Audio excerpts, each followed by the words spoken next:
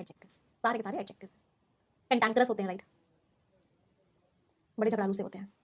Controversial है, debatable है, disputable है, जिस पे लड़ाई हो जाए। अनकंट्रोवर्शियल है, एग्रीएबल है, अनडिस्प्यूटेड, कोई लड़ाई का टॉपिक ही नहीं है। तो जो नई टैक्स पॉलिसी है वो उस पे लड़ाई वाला इशू बन गया, मतलब वो लड़ाई करवा दी उसने पॉलिटिकल पार्टीज के बीच में। अच्छा, एक इडियम होता है बोन ऑफ कंटेंशन। कंटेंशियस का नाउन ही होता है कंटेंशन।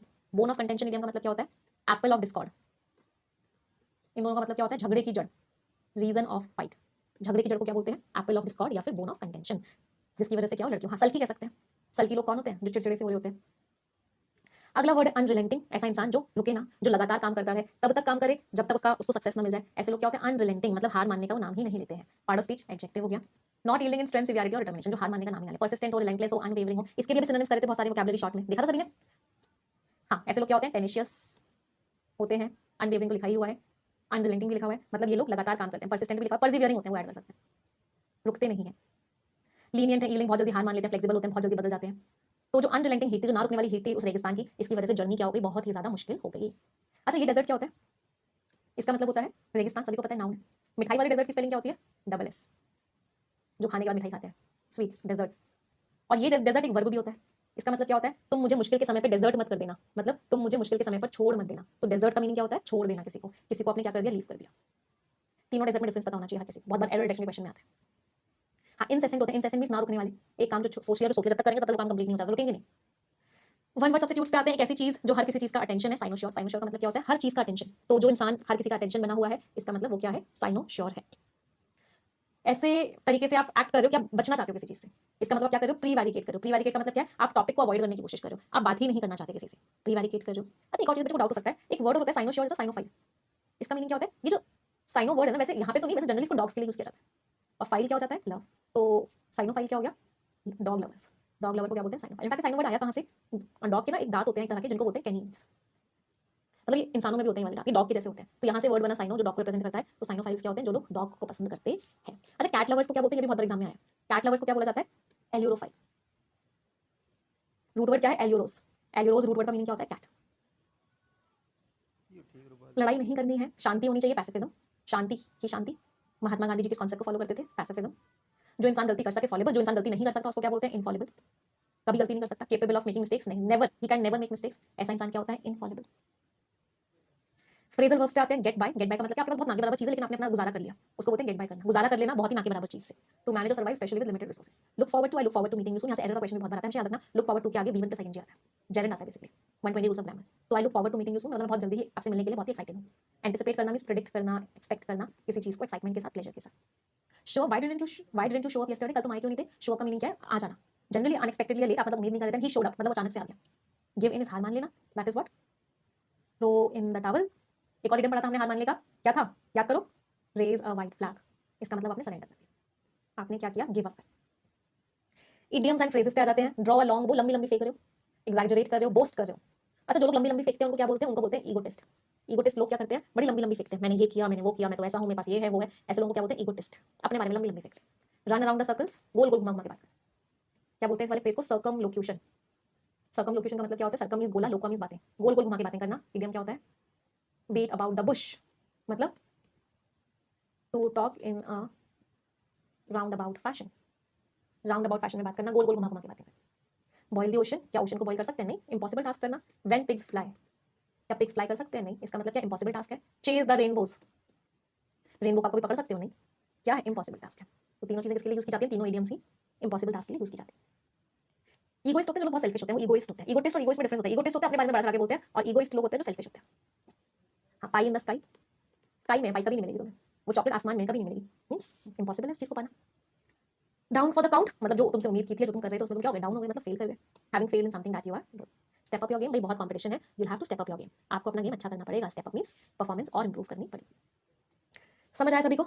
चलिए आ जाते हैं आज के आर्टिकल पे। उससे पहले मैं रिक्वेस्ट करूंगी, बस सभी लोग सेशन को लाइक कर देंगे। जितने लोगों ने सेशन को लाइक नहीं किया है, एक बार तुरंत के तुरंत लाइक कर देंगे। हीट प्लान, इंडियन सिटीज और हीट रिलेटेड प्रिपेयरनेस की बात करने वाले हैं कि कैसी हमारी तैयारी है गर्मियों के सीजन के लिए। चलो पहले आप पढ़ेंगे, फिर हम समझाएंगे। Read it.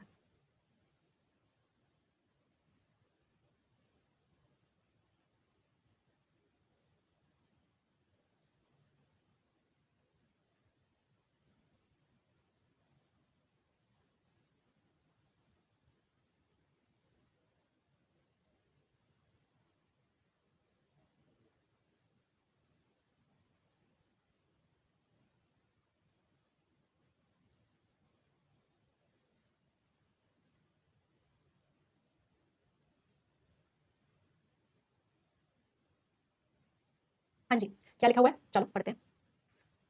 Summer has arrived early, गर्मियां बहुत जल्दी आ गई हैं in several parts of India, India के बहुत सारे हिस्सों में।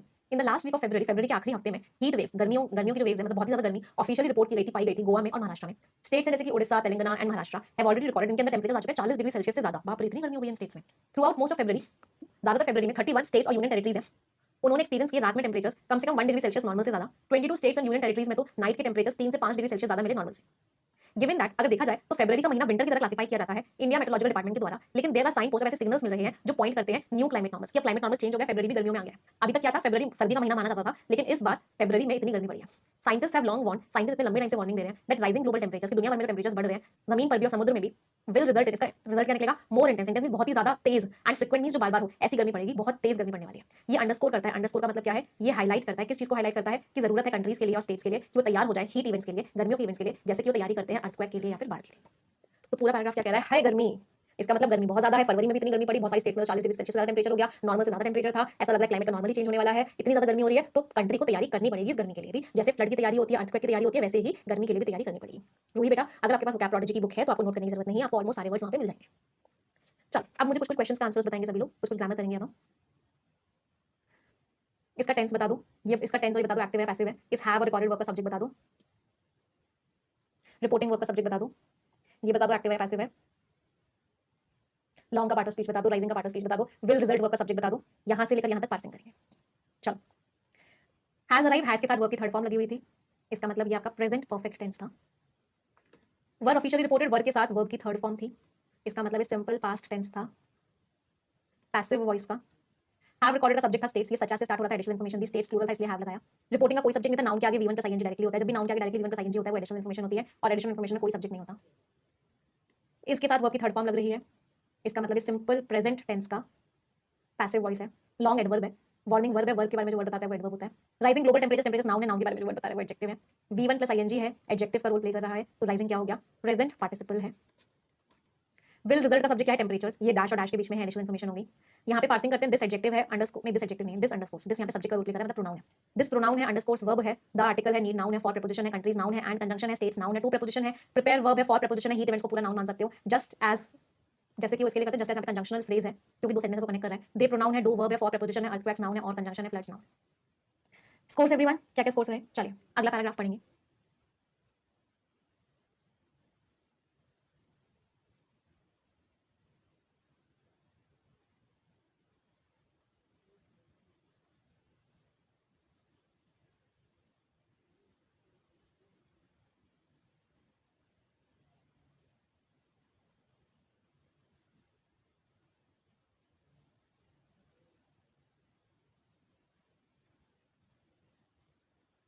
चलिए आगे बढ़ते हैं, देखते हैं ऑथर क्या कह रहे हैं। However, लेकिन एक recent study हुई by the Sustainable Futures Collaborative, पूरा का पूरा नाम है, तो इनके द्वारा एक स्टडी हुई, वैसे सस्टेनेबल का मतलब क्या होता है, चलता रहे, जो खत्म ना हो। विच एग्जामिन, जिसने जांच करी हीट रिलेटेड प्रिपेयर्डनेस की, कि हमारी सरकार कितनी तैयार है इस गर्मी के लिए। 9 इंडियन सिटीज में जांच की गई, फाउंड दैट, उस जांच में पता लगा दैट नन हैड, कि कोई भी स्टेट ऐसी नहीं थी जिसके पास लॉन्ग टर्म प्लान्स थे प्लेस में, मतलब जगह पर, मतलब किसी भी स्टेट ने अभी तक कोई प्लानिंग ही नहीं की हुई थी, लॉन्ग टर्म को लेकर कोई प्लानिंग नहीं की थी।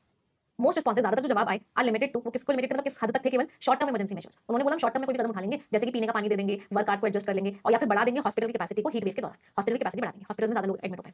क्रूशियल, क्रूशियल मींस इंपॉर्टेंट, तो इंपॉर्टेंट लॉन्ग टर्म इंटरवेंशन, मतलब जो लंबे टाइम में जो उनको इंटरवेंशन करने चाहिए, जो चेंजेस लेने चाहिए थे लंबे टाइम के लिए, लंबे टाइम के लिए मतलब इनका इंपैक्ट लंबे टाइम तक, जैसे कि उनको इंश्योर करना चाहिए था एक्सेस टू हाउस होल्ड, कि घर मिल जाए लोगों को, या फिर घर में या फिर ऑक्यूपेशन में जहां वो काम करें घर नहीं मिले, घर में जहां पे वो काम करें वहां पे कूलिंग हो, वहां पे ठंडा हो सके टेंपरेचर, वल्नरेबल पॉपुलेशन के लिए, वल्नरेबल मींस जो कमजोर है, जो गरीब है, तो लॉन्ग टर्म मेजर क्या होना चाहिए था कि उनके घर में कूलिंग का मैकेनिज्म लगा दो, कूलर लगवा दो, एसी लगवा दो, जहां पे वो काम कर रहे हैं, इंडस्ट्रीज में, फैक्ट्रीज में। इंश्योरिंग वर्कर्स, वर्कर्स को इंश्योर करो, वर्कर्स को पैसा मिले अगर उनकी कोई इनकम चली जाती है गर्मी की वजह से, या फिर बहुत ज्यादा गर्मी होती है तो उसमें वर्कर्स को इंश्योरेंस दो। फायर मैनेजमेंट को इंप्रूव करो, इलेक्ट्रिसिटी ग्रिड्स को और अच्छा कर दो, जिससे कि रिलायबिलिटी, और रिलायबिलिटी मींस इलेक्ट्रिसिटी पूरे टाइम आए, ऐसा ना हो कि 10 दिन के लिए बिजली चली गई, तो ये सारे के सारे कदम मिसिंग थे। तो उन्होंने बोला शॉर्ट टर्म कदम तो देखिए, पानी पीने का दे देंगे, हम वर्कर्स को एडजस्ट कर लेंगे, लेकिन लॉन्ग टर्म कदम थे कि लोगों के घरों में कूलिंग मैकेनिज्म हो, फायर मैनेजमेंट अच्छा हो, इंश्योर कर दो वर्कर्स को, जैसे बहुत गर्मी हो, उसे काम पे ना जाना पड़े, तो ये सब चीजें मिसिंग थी। फ्यू सिटीज, बहुत सारी सिटीज ने हैव इवन बिगन प्लानिंग, उन्होंने प्लान करना स्टार्ट कर दिया है for expanded local weather monitoring, कि वेदर के ऊपर नजर रखेंगे, मैप करेंगे अर्बन हीट आइलैंड्स, मतलब देखेंगे कहां-कहां बहुत ज्यादा गर्मी पड़ रही है, ट्रेन करेंगे उन लोगों को जो लोग रिस्पांसिबल हैं हीट प्लान्स को इंप्लीमेंट करने के लिए, उनको पूरा करने के लिए। ये सारी चीजें उन्होंने सोचा था कि हम करेंगे। बाकी स्ट्रेटजीज क्या थी, which include increasing green cover, कि भाई पेड़ पौधे लगा दो, क्रिएटिंग ओपन स्पेसेस, बड़े-बड़े स्पेसेस ओपन करो जिससे कि गर्मी कम हो, और डिप्लॉय करो, किस चीज को यूज करो, डिप्लॉय में तैनात करना, यूज करना, रूफ टॉप सोलर, ऊपर सबके घरों में सोलर लगा दो जिससे कि कूलिंग जल्दी से जल्दी हो। ये सारी की सारी चीजें की तो जा रही है, लेकिन उन लोगों के लिए नहीं की जा रही है जो लोग सबसे ज्यादा रिस्क पर है, मतलब उन लोगों को टारगेट नहीं किया जा रहा है जो लोग सबसे ज्यादा रिस्क पर है। तो बेसिकली ऑथर ने बताया कि क्या-क्या स्टेप्स जरूरी होते हैं गर्मी को कम करने के लिए। सरकार के ऊपर इल्जाम भी लगाया कि सरकार बहुत सारे कदम नहीं उठा रही है, बहुत सी चीजों में काम कर रही है, लेकिन उतना काम नहीं हो रहा है जितना होना चाहिए। पैसे समझ में आया सभी को? चलो नेक्स्ट पैराग्राफ रीडिंग करेंगे, फिर क्वेश्चंस कराएंगे।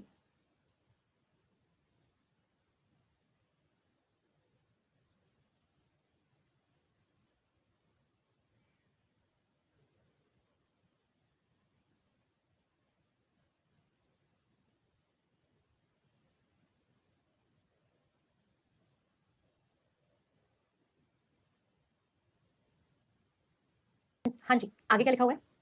व्हाइल ग्लोबल एफर्ट्स, हालांकि दुनिया भर की कोशिशें चल रही हैं कॉम्बैट करने में, मतलब लड़ने में क्लाइमेट चेंज से, ये सबसे ज्यादा फोकस किस पे कर रही है कि कट किया जाए, कम किया जाए green house gas emissions. Green house gas emissions कैसे होती है? जैसे कार्बन डाइऑक्साइड जो क्या करते हैं, गर्मी को एब्जॉर्ब कर लेती है, हीट को ट्रैप कर लेती है, हीट को एब्जॉर्ब कर लेती है, जिसकी वजह से ओवरऑल टेंपरेचर चेंज होता है। तो उन गैसेस को, उन गैसेस में धुएं में कम निकले वो चीज की जा रही है, लेकिन जो लिमिटेड प्रोग्रेस है, बहुत ना के बराबर प्रोग्रेस हुई है उस फ्रंट में, इसकी वजह से अटेंशन किस चीज की तरफ जा रहा है कि हम अडैप्ट करें, कि गर्मी तो बढ़ी रही है, तो हम क्या कर रहे हैं उसके हिसाब से अपने आप को ढाल लें। पर्टिकुलरली मेनली कहां पे, मैनेजिंग रिस्पॉन्सेज टू हीट, कि गर्मी जो हो रही है उसके उसका हम रिस्पॉन्स कैसे करें, मतलब हम अपने आप को ढालें कैसे उसके हिसाब से। अफोर्डेबल कूलिंग डिवाइसेस, कि भाई ठंड करने की कूलिंग डिवाइसेस मींस टेंपरेचर कम करने की डिवाइसेस सस्ती हो जाए लोगों के लिए, इसको रिकमेंड किया जाता है। बट दे रेज कंसर्न्स, लेकिन चिंताएं उठाते हैं किस चीज को लेके, about increase use of ozone depleting refrigerants, कि एसीज के अंदर क्या यूज होते हैं, एयर कंडीशनर को बोल रहे हैं कि आप सब लोगों तक एसी पहुंचा दो, सस्ता कर दो एसी, ये रिकमेंड किया जा रहा है। लेकिन एसी सस्ता करने से प्रॉब्लम क्या होगी, एसी के अंदर क्लोरोफ्लोरोकार्बन यूज होते हैं, सीएफसी यूज होते हैं, जिनकी वजह से क्या होता है, एक हमारी धरती के चारों ओर एक ओजोन लेयर है जो हमको प्रोटेक्ट करती है सन की रेडिएशन से, सूरज की खतरनाक किरणों से ओजोन लेयर हमको प्रोटेक्ट करती है। तो ये जो सीएफसी होते हैं जो एसी चलने से रिलीज होते हैं, ये क्या करते हैं, इस ओजोन लेयर को डिप्लीट कर देते हैं। ओजोन लेयर डिप्लीट हो गई तो सन की रेज और हार्मफुल हो जाएंगी, तो एसी ज्यादा यूज करना भी नुकसानदायक है। एक्सपर्ट्स नाउ एडवोकेट, अब जो एक्सपर्ट्स हैं वो एडवोकेट कर रहे हैं, एडवोकेट में सपोर्ट कर रहे हैं, इस चीज को बोल रहे हैं कि हमारे अंदर पास सस्टेनेबल बिल्डिंग होनी चाहिए, ऐसी बिल्डिंग होनी चाहिए जिनसे गर्मी बहुत ज्यादा अंदर ना आए, ग्रीन इंफ्रास्ट्रक्चर होना चाहिए, सब जगह पेड़ पौधे वगैरह होने चाहिए, हमारी बिल्डिंग्स ऐसी होनी चाहिए जो एनवायरमेंटल फ्रेंडली हो, एंड पैसिव कूलिंग सॉल्यूशंस होने चाहिए, और ठंड करने के बाद दूसरे सॉल्यूशन होने चाहिए, एसी चलाना नहीं, पैसिव मींस जो इंडायरेक्टली टेंपरेचर कम करे। Although these two can impact, इन सबसे हालांकि इंपैक्ट पड़ सकता है लैंड प्राइसेस के ऊपर और अर्बन प्लानिंग के ऊपर, जैसे शहरों की जैसे प्लानिंग हो रही है लैंड के नाम पे असर पड़ जाएगा, क्योंकि अगर ज्यादा से ज्यादा ग्रीन कवर होगा तो कंस्ट्रक्शन की लैंड कम हो जाएगी, फिर और महंगी हो जाएगी। इंडिया मस्ट डेवलप, इंडिया को क्या करना चाहिए, कॉम्प्रिहेंसिव, कॉम्प्रिहेंसिव से कंप्लीट एक नेशनल कंट्री की हीट स्ट्रेटजी बनानी चाहिए और उसको एम्बेड करना चाहिए, एम्बेड उसको ज्वाइन कर देना चाहिए अपने नेशनल एडेप्टेशन प्लान के अंदर, मतलब नेशनल एडेप्टेशन प्लान के अंदर इसको इंक्लूड कर लेना चाहिए अहेड ऑफ द, किससे पहले 30th UN climate change conference से पहले, जो कि ब्राजील में होगी, कब होगी, नवंबर में होगी। तो बेसिकली ऑथर ने क्या बोला, ऑथर ने वही बोला कि भाई हमें ग्रीन कवर बढ़ाना है, प्लानिंग अच्छे से करनी है, बिल्डिंग्स ऐसी बनानी है जो कूल रहे, कूलिंग सॉल्यूशंस पैसिव यूज करने में, एसी यूज करेंगे ज्यादा तो उससे भी एनवायरमेंट को नुकसान पहुंचेगा, तो ये पूरी पूरी स्ट्रेटजी बनाने की जरूरत है। चलो देखते हैं कितने लोगों को पैसेज समझ में आया। पहले टोन बता दो, अर्जेंट है, कॉशनरी है, ऑथर केयरफुल होने की बात कर रहे हैं, तुरंत के तुरंत स्टेप्स लेने की बात कर रहे हैं, इन्फॉर्मेटिव और एनालिटिकल हमेशा होती है। चलो फर्स्ट क्वेश्चन आंसर बताएंगे।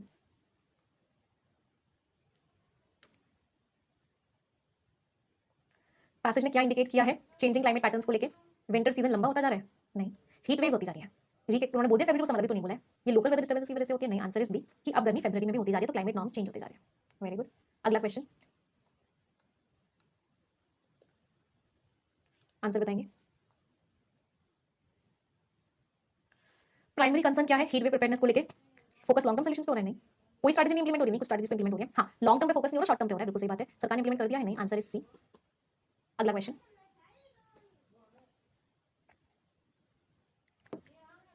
एक्सपर्ट्स ने चिंताएं क्यों बताई हैं, अफोर्डेबल कूलिंग डिवाइसेस की एनर्जी कंजम्पशन बढ़ जाएगा, नहीं, महंगी है, नहीं, हाँ, ओजोन डिप्लीटिंग रेफ्रिजरेंट्स उसमें यूज होते हैं जो ओजोन लेयर को खत्म कर देते हैं, answer is C. Reading comprehension में क्या क्या स्कोर्स रहे सभी के, चलिए अगला पैसेज हम स्किम करेंगे, स्किमिंग का मतलब होता है ऊपर ऊपर से पढ़ना और मेन आइडिया समझना। उससे पहले रिक्वेस्ट करूंगी जितने बच्चों ने सेशन को लाइक नहीं किया है, एक बार तुरंत के तुरंत लाइक कर देंगे। एक इंपॉर्टेंट चीज और, जितने भी बच्चे परफेक्शन बैच अफोर्ड नहीं कर पा रहे थे उन सभी बच्चों को रिकॉर्डेड कोर्स दिया जा रहा था, उसकी लास्ट डेट आज है, तो जितने भी बच्चे हैं जिन लोगों को रिकॉर्डेड कोर्स लेना था, मेक श्योर करो कि आप आज के आज रिकॉर्डेड कोर्स में एनरोल कर लो, इसके बाद आपको रिकॉर्डेड कोर्स नहीं मिलेगा। 750 रुपीज में शायद आप लोगों को पूरा का पूरा रिकॉर्डेड कोर्स मिल रहा था, अभी तक जितनी भी क्लासेस हुई हैं वो सारी की सारी, उसके बाद आपको नहीं मिलेगा, तो मेक श्योर करो कि आप आज के आज ले लो उसे, लिंक सारे डिस्क्रिप्शन में आपको मिल जाएंगे, टेलीग्राम चैनल पे मिल जाएंगे। नेविगेटिंग डिफरेंसेस, जो डिफरेंसेस हैं उनसे आगे बढ़ना, इंडिया और न्यूजीलैंड के रिश्तों की बात करें। चलो स्किमिंग करके ऊपर ऊपर से मुझे मेन आइडिया बताएंगे, स्किमिंग का मतलब है पूरा ऊपर ऊपर से पढ़ना, चलिए ऊपर ऊपर से पढ़िए and tell me the main idea everyone.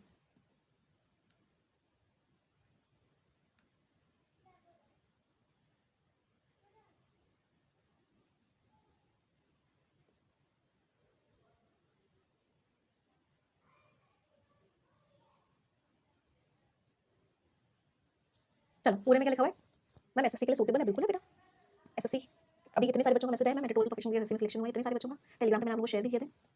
English तो इंग्लिश होती है ना, डिफरेंस थोड़ा होता है, बैंक का लेवल थोड़ा सा हाई होता है एसएससी से, हाई लेवल की तैयारी करोगे तो लो लेवल तो आसानी से निकाल ही लोगे। 10th एडिशन था इसका, जो न्यूजीलैंड के प्राइम मिनिस्टर थे कॉन्फ्रेंस के चीफ गेस्ट, उन्होंने 3 चीजों के बारे में बात करी। रूल्स विद पावर, इसका रिप्लेसमेंट हो रहा है, रूल्स की जगह पावर आ रही है, सिक्योरिटी ऊपर आ रही है इकोनॉमिक कंसिडरेशन से, और एक ट्रेड एफिशिएंसी से कदम मूव हो रहा है यहाँ की तरफ, मतलब 3 टॉपिक्स जिसकी उन्होंने बात करी। मिस्टर लिक्सन ने सजेस्ट किया कि इंडिया और न्यूजीलैंड, हालांकि उनके अंदर साइज में बहुत डिफरेंस है, लेकिन बहुत अच्छे पार्टनर्स हो सकते हैं, दोनों ही चाहते हैं कि नेविगेशन का फ्रीडम हो। न्यूजीलैंड क्वाड का पार्ट नहीं है और वो ना ही मेंबरशिप चाहता है, लेकिन फिर भी उन्होंने बोला कि जो बातचीत चल रही है रीजनल इशूज को लेकर, दोनों कंट्रीज ने एमओयू भी साइन किया मिलिट्री कॉपरेशन को अच्छा करने के लिए। मेन आइडिया एक ही लाइन का था, क्या था कि न्यूजीलैंड और इंडिया के रिश्तों की बात हुई, दोनों अपने रिश्ते आपस में अच्छा करना चाहते हैं। अगला पैसेज ऊपर ऊपर से पढ़ के मेन आइडिया बताएंगे एवरीवन।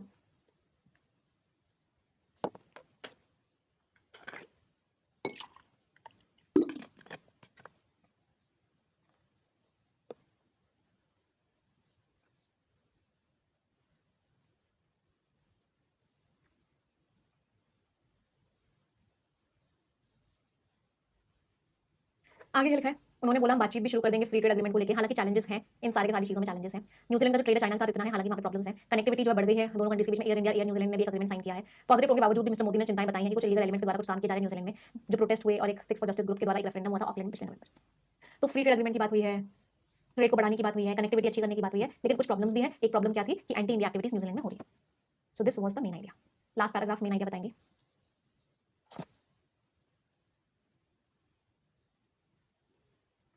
एवरीवन,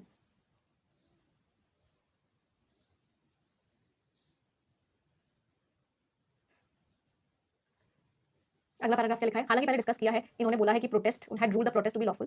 उन्होंने बोला था कि प्रोटेस्ट सही थे। मिस्टर लक्सन ने बोला है कि हम फ्री एक्सप्रेशन को सपोर्ट करते हैं, इंपॉर्टेंस है कि हम बाहर की लड़ाइयों को अपनी कम्युनिटीज में ना लाएं। कंसर्न्स ठीक है, लेकिन उनको पब्लिकली उठाने से क्या हो सकता है? डिविजन हो सकते हैं, रिश्ते खराब हो सकते हैं। ये जो सेंसिटिव इशूज हैं वो आप प्राइवेट में बातचीत करो, उसमें अच्छे से हैंडल हो सकते थे। ये दोनों एक दूसरे के साथ रहेंगे तो फायदा होगा दोनों कंट्रीज को।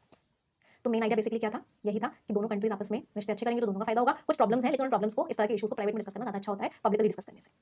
चलो क्वेश्चंस का आंसर दे पा रहे हैं स्किमिंग से? चलो ट्राई करते हैं। किस टॉपिक को मिस्टर लक्सन ने एम्फेसाइज किया?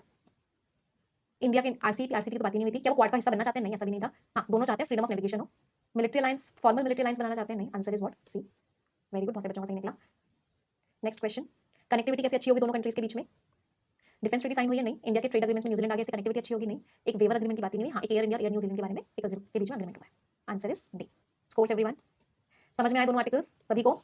चलो मैच द कॉलम्स, आंसर्स बताएंगे, देखते हैं कितने लोग के आंसर्स ठीक निकले। ड्रॉ लॉन्ग बो, लंबी लंबी फेंकना। रन अराउंड द सर्कल, कोई मेन मुद्दे पे ना आना।